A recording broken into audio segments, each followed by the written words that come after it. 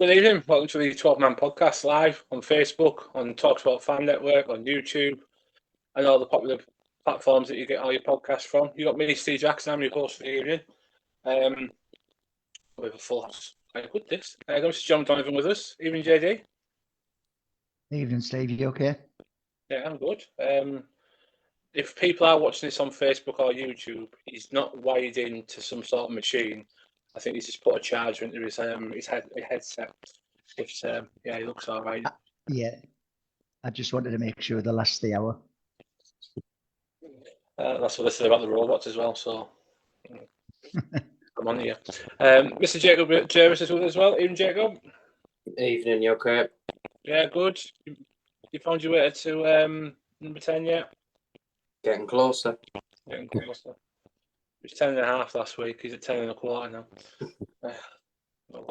And back by popular demand, and he's always welcome on as well. Liam McCall's with us. Even Lemon, you all right? You all right? Yeah, good to you? Yeah, brilliant. After that win yesterday. It was a cracking win. It's a brilliant win. Brilliant second half, wasn't it? Yeah, we'll go through that. We'll go through New Year's Day because, which to be fair, I could get 20 minutes of the last podcast and just put that on if you want. Lots of spurn chances and hit on the break again. We'll go through to yesterday.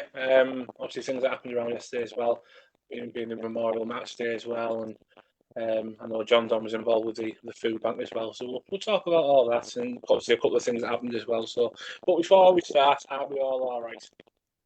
Yeah. Yeah, very good. Thank you. So we'll start with New Year's Day, JD. Firstly, we not hungover enough for it. I was a bit tender, I must admit. I didn't have a drink on the way down. That's not like you. I'd had a good celebration the night before, the early hours of the morning. Finally got to sleep. So yeah, I decided to make sure that I was able to last the day, see the game okay. I didn't have a drink on the way down, and had a few beers in the pub before the match. But yeah, a great trip, a good pub we visited. Yeah, but that was it really. Yeah, we'll talk about the match soon. But I had a good day. Oh, good. Yeah, there was plenty of toast at New Year. Obviously, people toasting for different reasons. Yeah, I toast for completely different reasons. So yeah, hopefully a big 2026 coming. But yeah, let me know. So you went down. You obviously took a couple of buses down. You stopped off at. I can never say this right. Is it Ilkeston? Is that how you say it? No, we stopped in Lenton. Oh, did you stop at Lenton? Oh, yeah, we stopped in Lenton. It's in Nottingham, but it's quite a quick drive to the stadium. So yeah, we were there. Yeah, good trip. Yeah, it was class. Everyone in high spirits. Until after the match. Yeah, that's the only thing, isn't it? So, right, we'll get stuck into the game.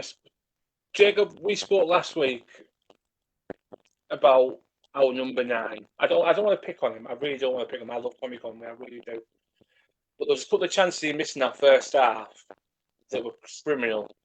I mean, especially that ball. There was a ball through from Callum Britton. It was absolutely perfect. It was a brilliant ball. Cut the defence straight open. And how he didn't get a toe on it or anything like that, I really don't know. But it was another day, another load of spurn chances, wasn't it? Yeah, I mean, it was terrible. To be honest, I'm a bit done with kind of sugarcoating it and being like, just a happy clapper in terms of your striker scored 3 goals, played nearly every game. The game he didn't play got subbed on at half time, and he's got a goals return of 3. And he's now blatantly either costing the team points through spurning big chances, or just being ineffective in games, to be honest. Some people will argue, well, who we're going to play over him, which, it's fair enough. You can have that argument if you want, but someone who isn't delivering should not just play because you think they're better than the people on the bench. The people that are on the bench should probably beg to differ at the minute. when you play teams like Derby away. I think for once I actually got the score right for that game. And when you play teams at low block and Eustace is pretty defensive manager, an early goal against them, which we could have had 2 in the first 15 minutes, forces them to open up and come away from what they're actually stronger at. So chances like that are huge in them games, and you have to score them, like I say, to force them to come out and have a go at home a little bit. And like I said, as soon as it got to 50 minutes, 60 minutes, and it was 0-0, I knew what was coming. So yeah, I think it was a big miss, not because he's been poor the rest of the season, but in terms of the individual match, it was a huge miss as well. Yeah, it was a lot. I was really disappointed with how we played on not how we played on New Year's Day. I thought we created lots of chances again. It was just disappointed we didn't put any away. Obviously, I've asked the other 2 lads, about Tommy Conway. You've obviously I know your opinion on him. Obviously, what you put in our group chats and stuff. What have you made of Tommy Conway's contributions this season? Obviously, the goal return's not where it should be for a number 9. But are you part of the group that's he's still creating spaces and chances for others, or are you with Jacob? It's become enough now. I think there's a bit of it's coming off. I think there's a bit of that there, but I do feel sorry for him a little bit. I think a lot of people just expect him to be scoring goals all the time. He was never a great goal scorer before we signed him. I think the most he'd scored was about 8. And then he was lucky enough to get about, was it 12 or 13 last season? I think he had one of the best goals per minute out of any striker in the league last season. But I think a lot of it, he runs them channels to create that space for another striker or another player. And I think had Strelic not been injured the last few games, I think we would have seen more goals from the team because of the way Conway does what he has to do. I think there was a game, what was the home game? Was it Boxing Day? As soon as they took Conway off, I thought we didn't really have much movement up top. So I think he does bring something to the team, but you can't. It's one of them because he's not scoring. In a way, you've got to take him out the team a bit, but there's no one to put in there. I think if you ever see him, he's always in high spirits, and I think maybe part of his problem. I know it sounds a bit silly, this, but I think he's trying too hard. I think he's gone on this run and he's just trying too hard. And I think a lot of pressure's on him to score these goals because Strelic isn't part of the team at the moment. I think it's probably just a mixture of things, but that one at Derby where it comes across from Britain, he's got to be putting that in the back of the net. Whether you're a right back, a centre midfielder, goalkeeper even, you've got to be putting that chance away for me. But like I say, there's no one else available at the moment. Calisen's not that type of striker, I don't think. And obviously Strelic is injured. Yeah, I feel that about Conway. I'm massively frustrated with Conway. I'd say I'm a massive fan of him. I know he can do better, but you can't keep him in the team because he's not scoring the goals where he should be for a number 9. But you can't take him out of the team because there's no one to put in the team to replace him. It's a really rock and hard place situation. It's difficult at the moment. But quickly go through to the goal itself, JD. Really disappointing. I say how easy they got through the middle of us when they eventually did get through the middle of us. Obviously, then a bit of a tap in for Bobby Clark. He wasn't really going to miss from there, was he? He wasn't. No. We might have done, but he wasn't going to miss from there. Can I go back to Tommy Conway? I mean, we had an even better chance earlier with Hackney, and that should have put us in the lead. Take the spotlight off Tommy Conway. He is a good team player, and as long as the team wins, I'm not really fussed where the goals come from. Obviously when we don't win and when we don't score, the focus is always on Tommy Conway or another striker. But it's not as if he's not scoring and not making a contribution. He plays a big part in the way that our team plays. And we're top two. He's done okay without scoring, without getting the goals. He's done okay. So I'm going to defend him. I would like to see more goals from him, and I do agree that some of the chances that he has spurned should be hitting the back of the net. I'll fully accept that. But yes, who do we put if we leave him out? I mean, we can't play Sene or Strelic at the moment for the next game because they're both out injured. Bergzorg has got his own number of critics, and his goal tally isn't brilliant either. So I'd keep him in the team purely and simply because he plays for the team. He not only works all over the pitch. He does sort of create space for others. Saying that, I would like him to be more central. I would like him to be more in the areas where he can get on the end of any good crosses that go into the box. And sometimes he's not there. So it's a bit of a conundrum that Hellberg will have to sort out, because barring the whole game when we scored 4 and the Southampton game where we scored 4, we're not prolific, and we're not scoring enough goals, in my opinion, for a top 2 team. Yes, our goal difference now is being boosted. We're plus 11, but we still need to be scoring more goals and scoring the first goal when we get the chances, which we failed to do with Derby. We had the chances, we didn't get the first goal. We failed to do that against Blackburn. Failed to do that at Bristol City. So yeah, I would like Tommy Conway to have more of a goal tally to this season's stats. But I'd keep him in the team purely and simply because he offers us a lot. He offers us a lot across the line, and he's a threat. He is a threat. I just want him to bag a couple and get his confidence back, and then hopefully we'll see a different Tommy Conway. Yeah, no, I'd agree with that. I mean, if you look at the top scorers in the league, no one's really jumping out at the moment. I think the top scorer is 11, which is Adam Armstrong. I know Morgan Whittaker joined the double-digit club yesterday. Obviously, we'll go through that a little bit later. But there's no one standing out in other teams. No one's doing what.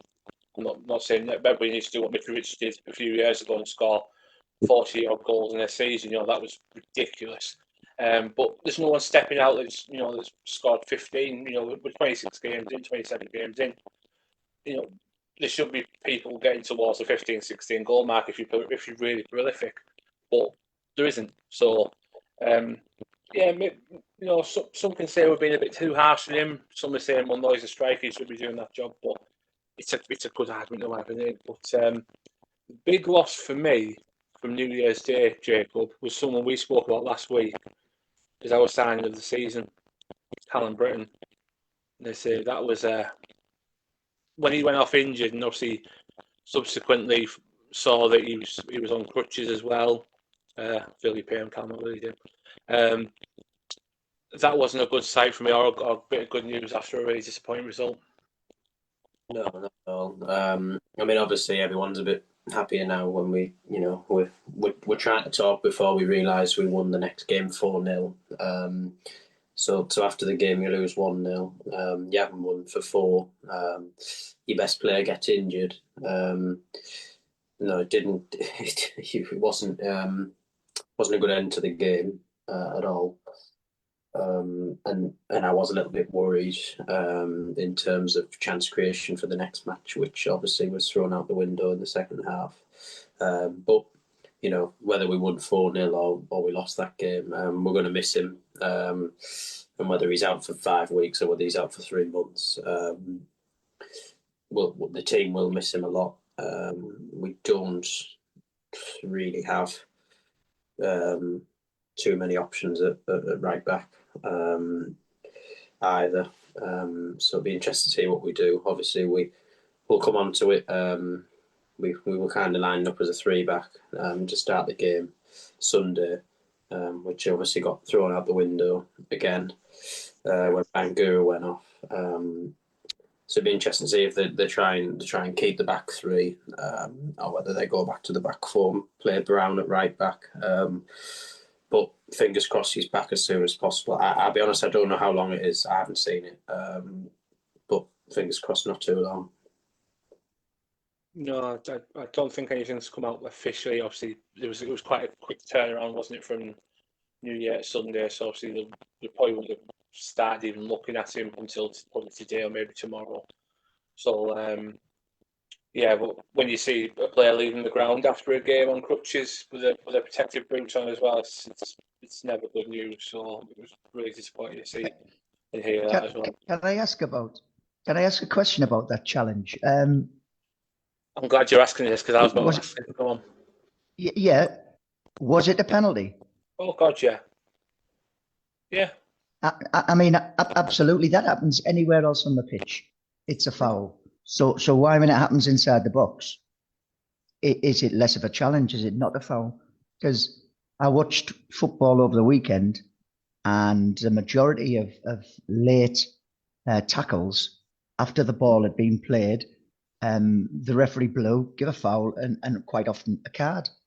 Why wasn't that a penalty? I'm not just griping about it because we got beat 1-0. It's just, refereeing in general. Why wasn't that a penalty? Because he was absolutely clattered as just after the ball left his boot for that shot. Penalty all day long for me. Yeah, absolutely right. Let me use the same opinion. What do you other lads think? Yeah, I think it was a nailed-on penalty. The only thing I'd say is it'd be interesting to see what the stats are for penalties this season in the Championship, because Lampard was having a little cry about it yesterday. I don't know if you've seen him. He wasn't happy when they got beat off Birmingham. And he was saying they've only had 1 penalty all season. I think we've only had 1 or 2. So it'd be interesting to see what the penalty numbers are for this season in general, because there's been loads that we should have got loads, and obviously we're watching the Borough, and it'd be interesting to see what other teams feel like as well. Maybe it's just the cut down on penalties, I don't know. But for us and Coventry to both be talking about lack of penalties, there's got to be something going on. Yeah, I can't think of another penalty apart from QPR that we got this year. Yeah, I think it's just one, maybe 2. I think we've had all season. I mean, if people do know how many penalties we have had, obviously, just, get in touch and let us know. But I can't think of any others apart from QPR. Like, that's interesting. Jeff, we'll have to talk about that one. Yeah, you pass the halfway point now, so you'd expect a handful at least, wouldn't you? Like, It's interesting, really. Yeah, because I know obviously when you watch live coverage and stuff like that, you see obviously the pundits saying, if that was in the Premier League, that'd be a foul, or that'd be a foul. Yeah, it's been picked up on. There's something being noticed, but no, you are right there.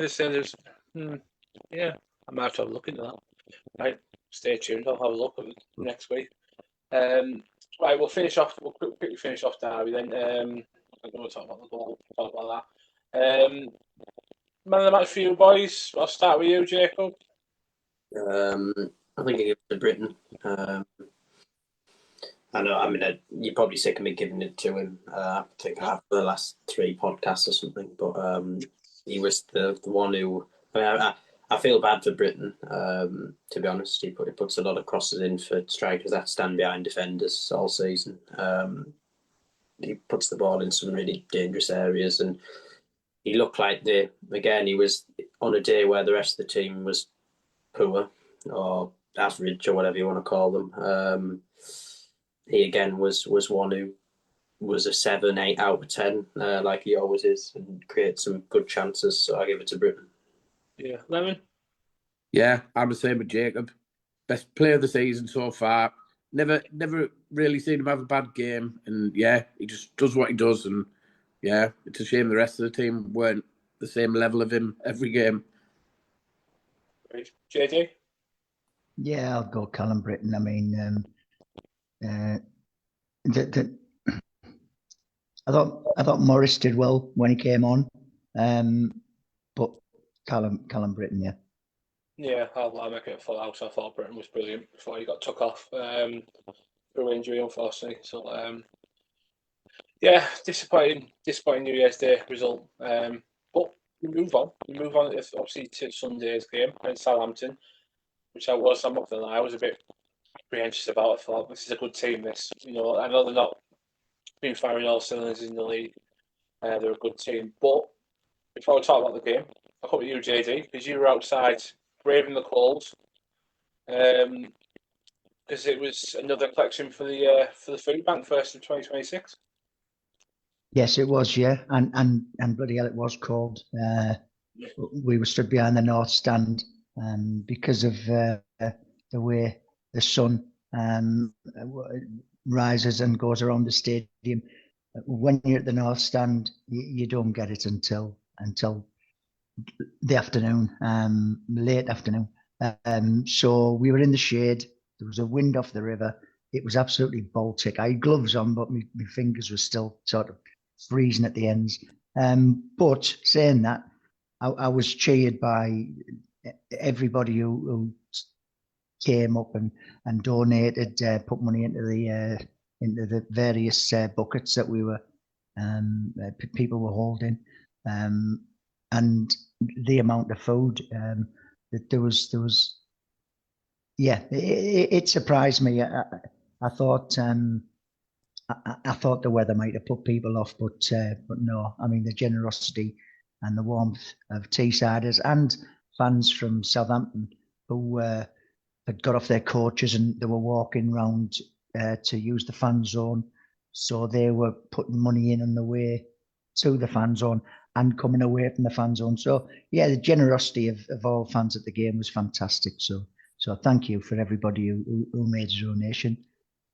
Yeah, amen to that. And say well done to you as well for standing out in the cold for the hours that you did as well, and all the volunteers that did so as well. So once you have a total of what was raised, etc., it'll go out on the socials. So keep an eye on that. I think this next 20 minutes or so, I'm going to mention this one man quite a bit. So he was supposed to play against Derby, didn't get his international clearance, which I thought was a bit of a shambles, because he thought it was a bit of a shambles as well. So he was fully expected, said he was going to start, ready to go in, started against Southampton. I'm not even going to ask about the rest of the team. I'm going to ask each one of you individually what you made. I'll start with you, JD. What did you make of Adilson Malanda? I thought it was a fantastic debut. To come, I know he's trained with the team for several weeks, so he knows the players, and he'd obviously had a lot of team talk. Like you say, he was expected to play at Derby, but didn't have clearance through. So he's been part of the team setup in training and briefings for several weeks now.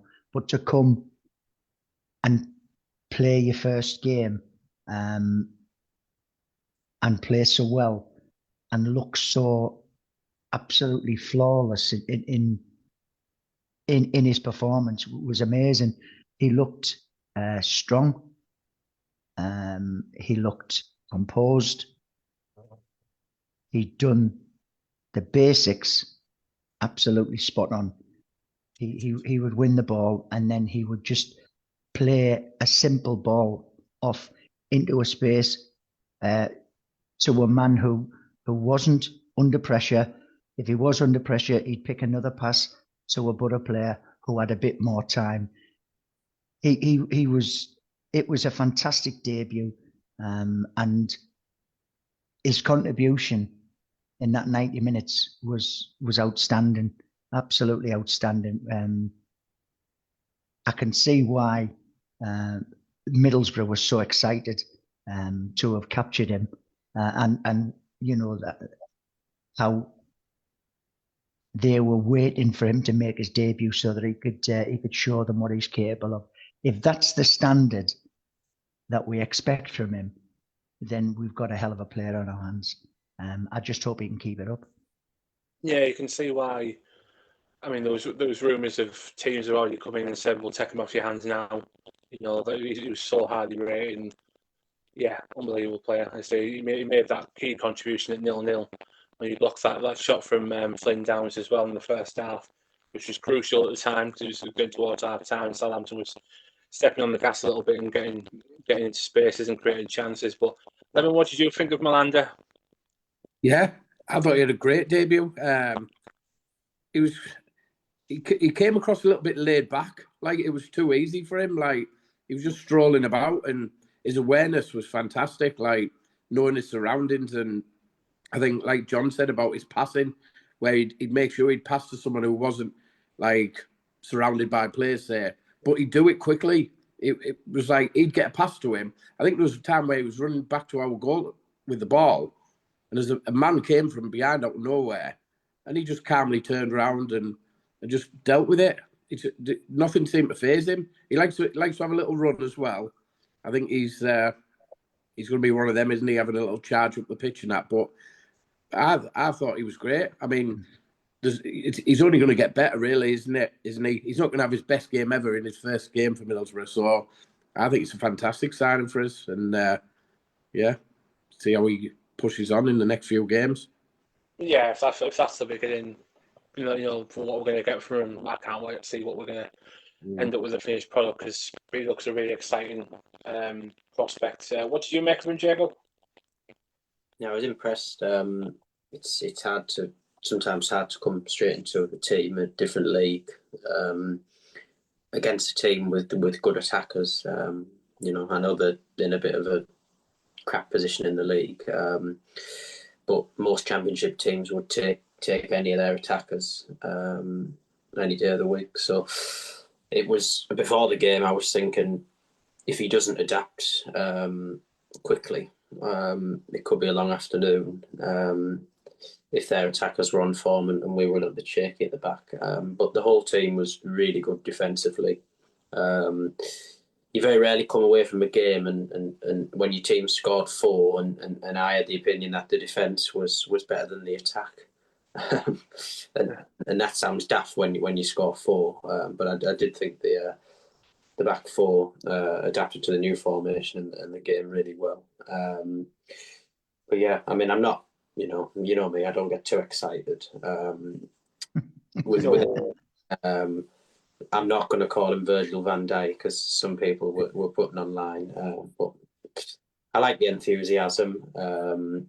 And like John said, if he can carry on playing like that, we'll have a good chance of being in a different league next season. And if we're not, he's definitely got a good chance. So fingers crossed he keeps it up. There you go. There's your optimism for you. But yeah, he was fantastic. He was brilliant. It was exactly what we needed, especially with Britain being out. Obviously, we're getting a bit of a reshuffle in the back line. But JD, one disappointing thing again. This can't be luck anymore. Like you can have bad luck with injuries, but we lost Bangura quite early again. He looked distraught when he walked off.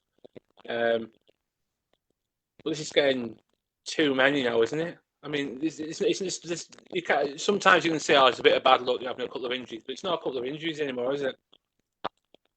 Yeah, well, I haven't read anything as to what the injury was, whether it was a recurrence of the injury that kept him out for so long, or something new.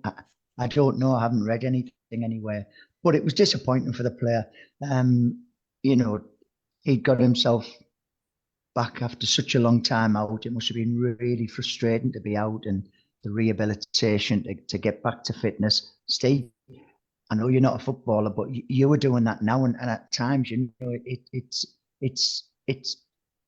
frustrates you so much, doesn't it? Because you want to do what you normally do and you can't. But and that's the frustration. But he got himself back. He he was getting starts and getting long spells on from the substitute bench. He was, being introduced sort of gradually, but then he had that breakdown against Southampton, and we don't know the extent of it, but he'll be devastated by that. But I thought that we adapted quite well to it. Like I said, our injury crisis continues. We had to sort of shuffle our pack a bit, go to a back three. But like Jacob said, we performed superbly. Luke Ayling, he seems as though he's undroppable at the moment, because I don't know how he manages at his age to get consistently good performances out in such a short space of time between games. I feel for Bangura, and I hope that it's not as serious as anything that kept him out for close to a year. We'll have to wait and see.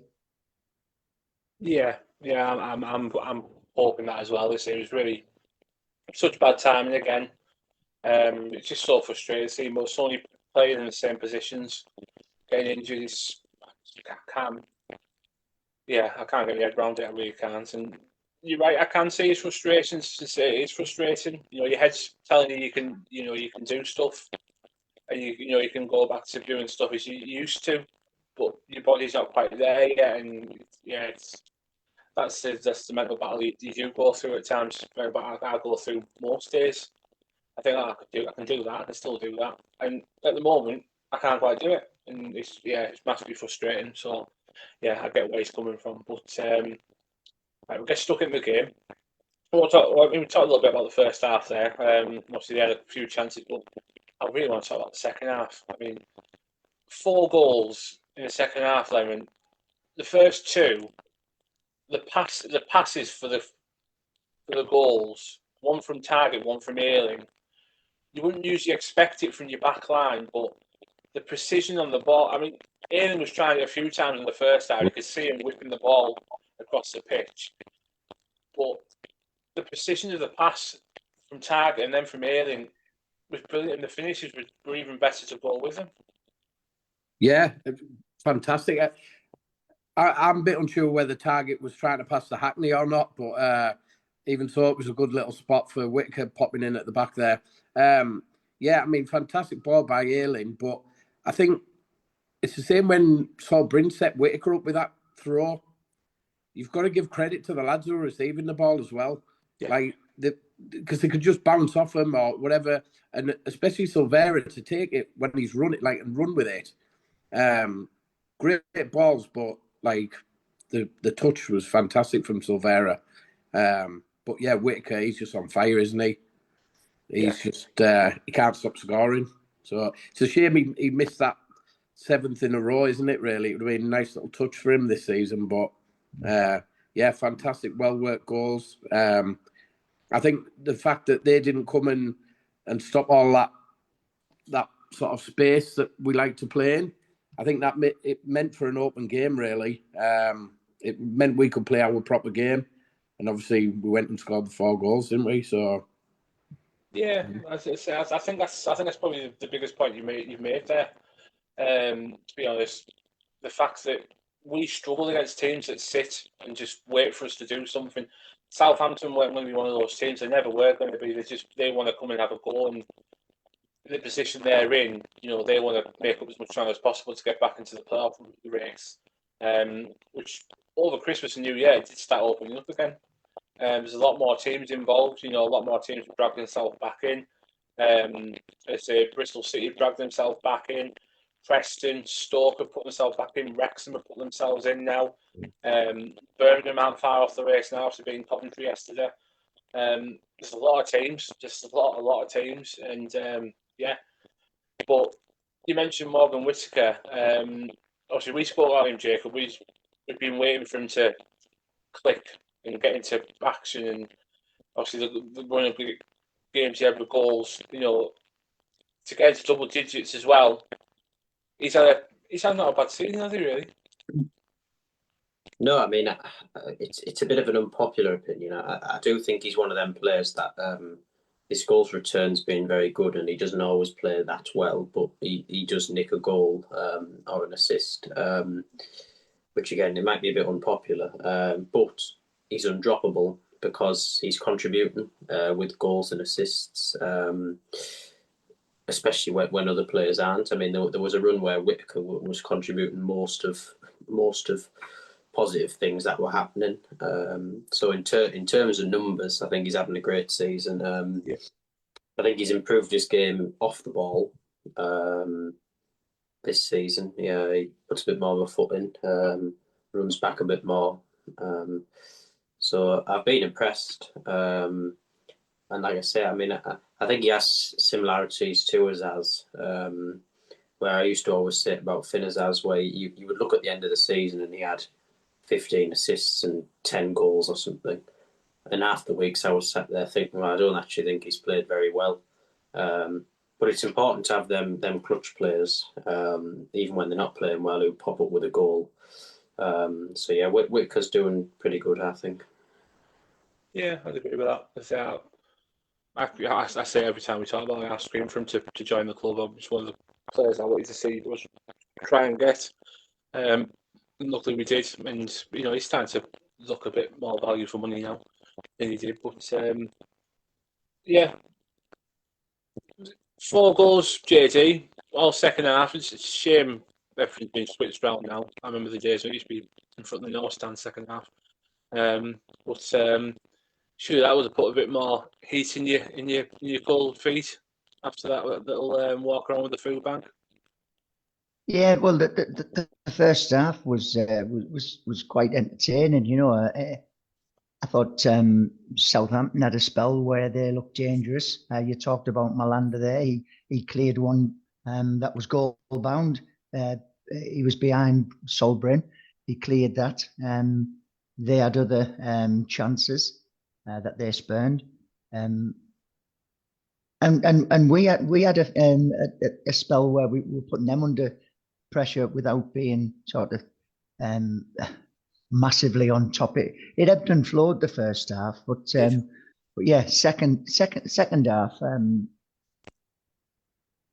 Well, at half time, I spoke to lads in the concourse, and we thought it was going to be one of those frustrating afternoons. But second half, yeah, we got the breakthrough, and it done 2 things in my opinion. It ignited the crowd, and the players got a lot more confidence, and Southampton seemed to wilt. And I was talking to the lad next to me. You lads know who I'm talking about. Who goes on our buses? Neil Howells.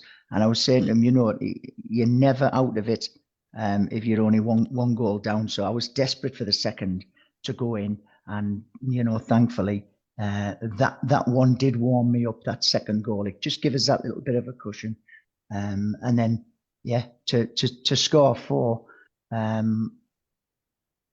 Was fantastic. I mean, I felt a little bit of sympathy for the Southampton fans who travelled all the way to see their team basically give up second half. Well, as soon as we went ahead, they seemed to really sort of like lose their heads, and the shape was, they were all over the place. But I'll put that down to us. And our injection of confidence and moving the ball better and with purpose. So yeah, that second half was fantastic. And I know Jacob mentioned Finn Azaz. I thought he was their main player in the first half. He was getting a lot of the ball and spraying it into clever positions, a bit like he did for us. He had a couple of shots that went nowhere near. But in the second half, him and the rest of the Southampton team just vanished. And I was reading some Southampton fans who'd been to the game, who travelled, reading their assessment of the game, and I think they have the same opinion as a lot of our fans did about Azaz. he was getting the nickname Finn Visible because they were saying second half he was just nowhere to be seen. He just didn't get himself into the game, and obviously he took a little bit of stick off the crowd, especially when we got that second goal and we were a bit more comfortable and the cushion was there. He took a bit of stick off the crowd, and I don't think he enjoyed it. No, I don't think he did. And there's that video obviously that's gone viral of him walking off, which Luke Ayling enjoyed particularly. He had a right good giggle at Finn as well, but he didn't enjoy himself at all yesterday afternoon, especially in that second half. But I'll finish with the fourth goal because I know them, and you're a big fan of this guy, Mr. Alan Brown. First goal for the club. Is it his first goal for the club? Yes. Yeah, the Preston one's a bit thingy, innit? Yeah, that's why I thought of it. But great finish, wasn't it? Yeah, striker's instinct, wasn't it?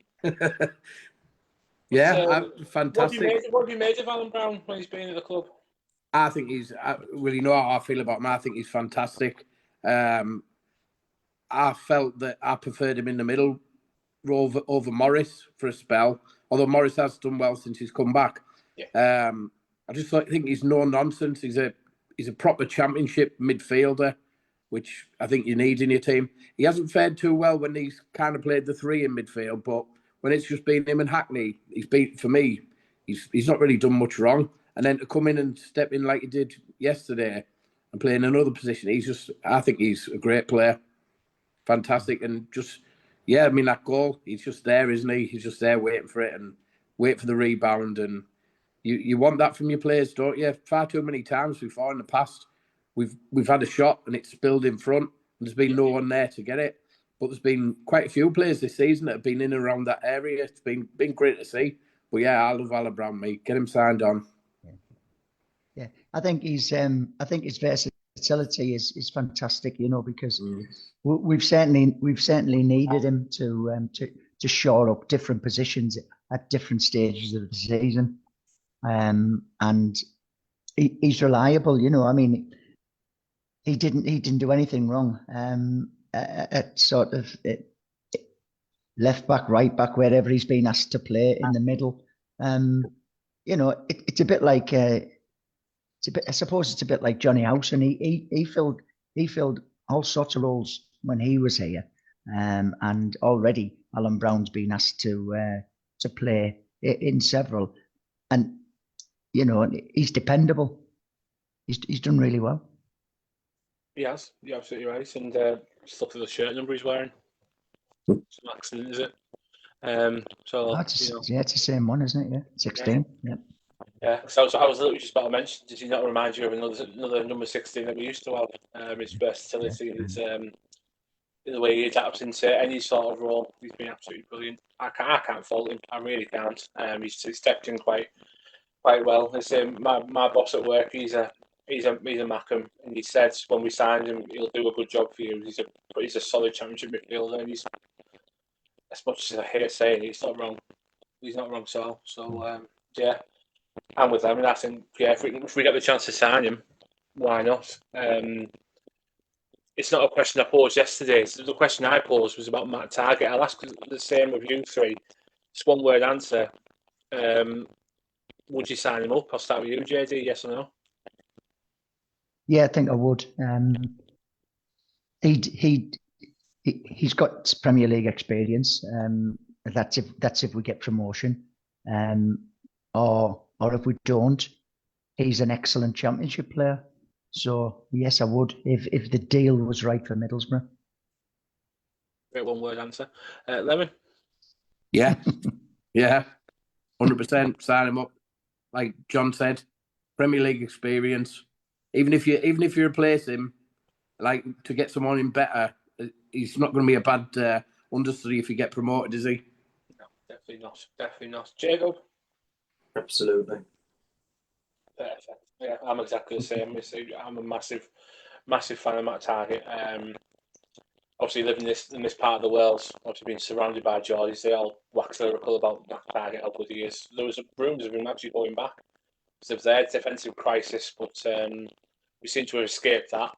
Maybe that's why he pulled up against was it Blackburn or Fulham? Blackburn, wasn't it? Maybe that's why he pulled up. He thought, I'm not going back there. They thought, yeah, just pull the plug on that. But usually, what I do now is ask if he's your man of the match. I'll ask, but go on then, what's that with you? Whittaker for yesterday, yeah, Whittaker.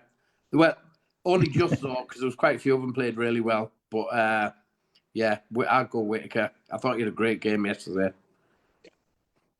JD?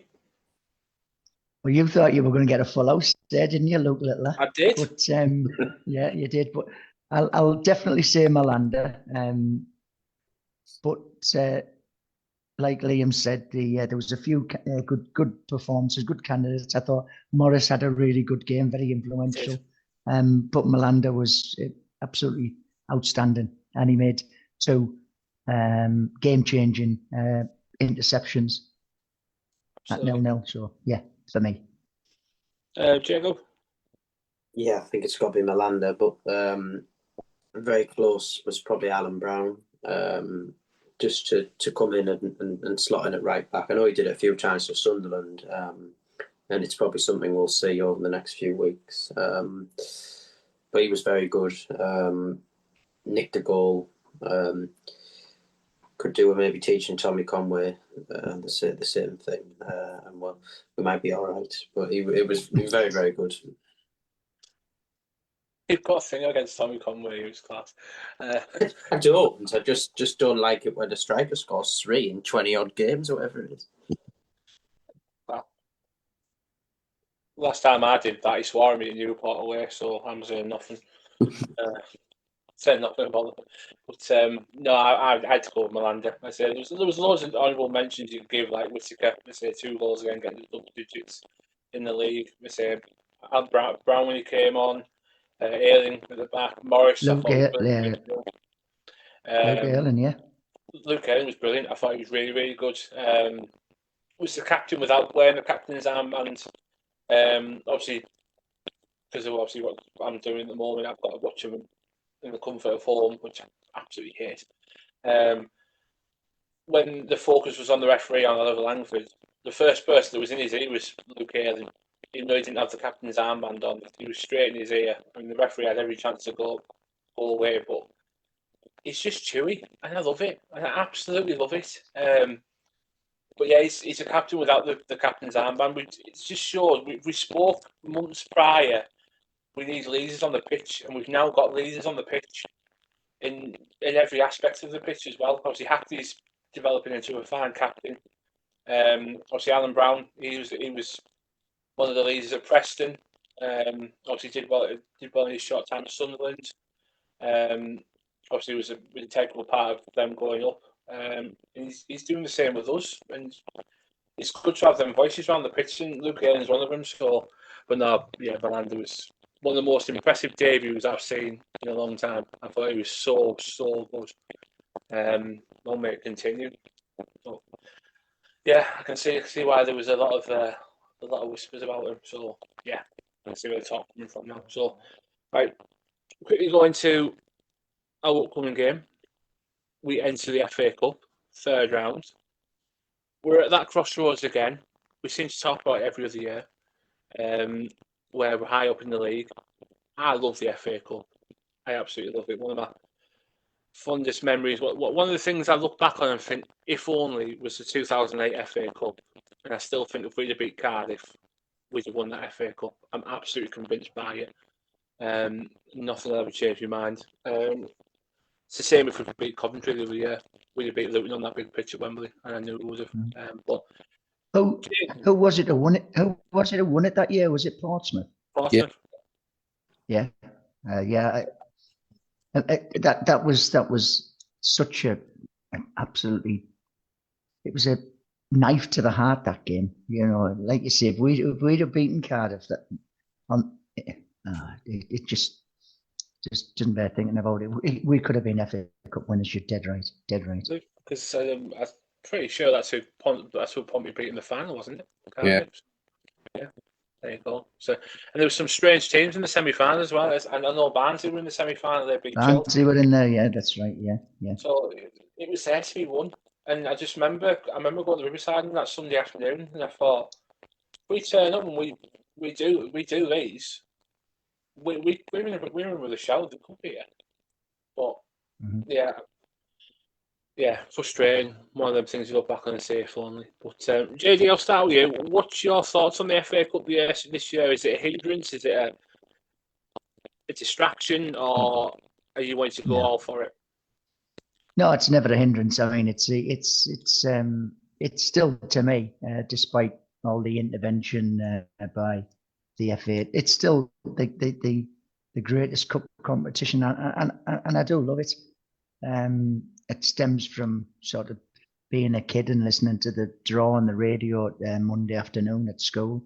And all the big games we've played and the atmosphere that those big games generate. Yeah, I've got massive fond memories of the FA Cup, and I don't want us to disrespect it on Saturday. I want us to put out a strong team, but I also want us to be mindful of our priority, which is obviously promotion. But I still think we can put out a strong team. They'll make a lot of changes because their Fulham's sort of emphasis will be climbing the Premier League table. I think they've had a couple of decent results lately and giving themselves a bit of breathing space from the bottom. But I do think they'll make many changes. But I just want us to give it a go. We're taking close to 5,000 fans down there. I don't want us to disrespect the competition or those travelling fans. Absolutely right. What's your opinion on the cup? I'm with John. I don't want to say it's disrespected. It's one of my big memories growing up. What's your opinion on it? I love the cup. I was having a conversation with my son the other day. We were on about the FA with the Chris Rea thing and talking about the FA Cup songs.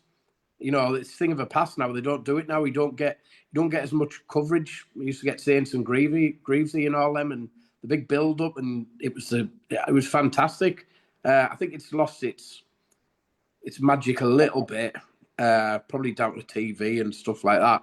But I love it. I'd like to see him put a strong side out. But same as John, you've got to be mindful of what our main aim is. You're in a bit of a predicament because you've already got injuries, but then you don't want to put a 2-week side up, but you're already going into that reserve stock at the moment. It's going to be an interesting team lineup, I think. But I'd like to see us give them a go. And like John said, they'll make changes and they'll probably play in a way that will suit us as well. So it'd be good to test our players and see how they do against sort of like a Premier League side as well. Be a good little learning thing for the manager. But I'm looking forward to it. Yeah, it'll be a good trip for the 5,000 and making the journey down. It's one of those little grounds as well. Craven Cottage. There's not many left in the Premier League. They've got a bit of that character about it, and a bit of old school about it as well. The only thing I don't like about Craven Cottage is the prices. I'd say the price for a pint in that ground is an absolute joke, to be quite honest. I always remember going in, and there's always a guy with a big, massive Heineken rucksack. As soon as you walk through the turnstile, it's like, do you want a pint? Do you want a pint? I'm like, yeah, do you want me to be brief first? But obviously, yeah, go on then. It's always the case, isn't it? But yeah, it's one of those grounds. It's so old school. It's brilliant. It's one of my favourites in the Premier League. So, Jacob, what's your opinion? Because obviously you're a different generation to the three of us. What's your opinion on the FA Cup? How do you feel about it? No, I like the cup. I always look forward to the FA Cup. Just because it's an escape from the league, and it's a good tie. Some people might argue you'd rather have a League Two team or someone like that at home, but I wouldn't. I think it's got the potential to be a good game. I mean, I think it's heavy depending on what team Fulham play. They're in really good form, playing well.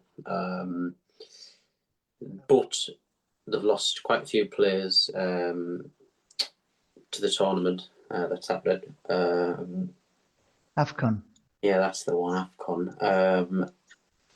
And they're quite big players. Some of them, Calvin Bassey, people like that.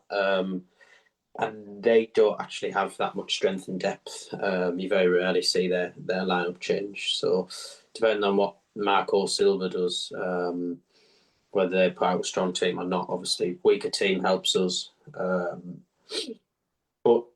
I don't know. It's going to be a tough match, but I'd like to see us maybe play 5 at the back, try and stay in the game, and compete. I think it's a good test for some of our players, like Liam said. I think players like Malanda that impressed the first game, well, go and do it against potentially Muniz or Jimenez or someone like that. A better team. It'll be interesting. If that's the league we want to be in next season, well, we shouldn't be going there and getting smashed. We should be going there and competing. So fingers crossed. No, I absolutely agree with that. And plus, Fulham, we're looking at it as well. When the draw came out, I think with teams like Middlesbrough and Coventry and teams like that, the Premier League teams probably look at and go, I don't fancy playing them at the moment. So Fulham might have looked at Middlesbrough and thought, that's an iffy tie, that one. That could be a bit difficult. So it'd be interesting to see what Marco Silva does do with his team on Saturday. But yeah, I didn't want to leave 2 sides at home or anything like that. I think someone said they wanted Western-super-Mare away from home, and I was like, I wanted Macclesfield. That was my choice. I was like, give us Macclesfield. I haven't been there. So yeah, but I won't ask. Yeah, I will ask you for the team because I don't know how we're going to go about it. What Kim Hellberg's going to think about it. But I'll just go straight into the nitty gritty. Score predictions. I'll start with you, JD. Your score predictions Saturday. 1-1. You do know it goes to extra time, don't you? Yeah, well, it pays out in 90 minutes, so 1-1. Goal scorer? Tommy Conway. Lemon, come with you. I reckon we'll nick it. I'm going to take a gamble that he's going to put a really weak side out and we're going to nick it. But Tommy Conway with the winner. 2-1. 2-1 Borough. Tommy Conway with the winner. Jacob? It is a negative result, first of all, but they're Premier League team. So I'm going to say 2-0 Fulham. But we'll do all right. We won't be embarrassed. And I think Smith Rowe will score. Okay, might be good answer. 3-1 Borough. I'm more thinking to win some money for charity. Really, we should try and get some instead of being like blind on the predictions. We should probably try and win some money for charity at some point. So I'm doing a good deed, really. So. All right. You might Hey, say, Jacob, I go with my head, not my heart. Honest. Yeah. Believe you. You're probably going to say he's being daft with his prediction here, but I really do think we'll beat Fulham. I think we'll beat them 3-1. Joking, no, I'll go for Whittaker to get a goal again. I think we'll go pretty strong with our lineup. I think Fulham will make a few changes. I know they can because they've got strength and depth of their squad, but I think we'll cause them real problems. I know they had a few results, but I remember last month Palace went there and caused them all sorts of issues, and I think we can do exactly the same. So yeah, 3-1 Borough. There you go. If that's blind faith, then that's blind faith. That's what I'm going with. And just like that is us done. John, Liam, Jacob, thank you so much for popping on. Always a pleasure to talk to Borough. Best subject of the you could possibly talk about. Best time of the week as well. So, yeah, thank you very much for popping on. Enjoy your FA Cup weekend. I know I will. And to you lovely people that listen as well. Thank you so much for listening, commenting, liking, subscribing. Keeping our podcast going, really. Yeah, thank you so much. Appreciate it. Up the borough. Be seeing you.